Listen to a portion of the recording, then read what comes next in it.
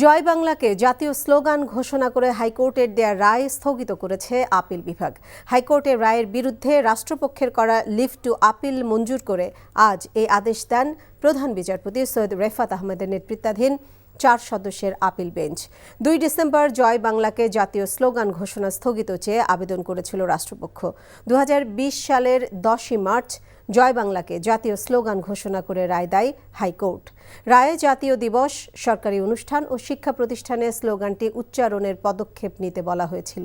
হাইকোর্টের ওই রায়ের বিরুদ্ধে মন্ত্রিপরিষদ সচিব সহ অন্যরা আপিলের অনুমতি চেয়ে আবেদন করেন।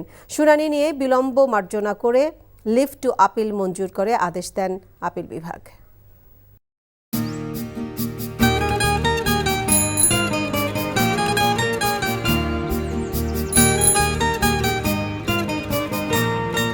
শুনেন, পুরুষ মানুষ তো এভাবে ভয় পেলে চলে না, মুখে সাহস রাখতে হয়।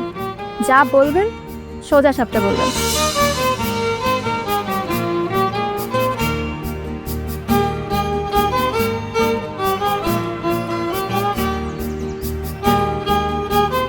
এই শীতে যে শীতের কাপড় ছাড়া আসছো, এটা কি ঠিক আছে?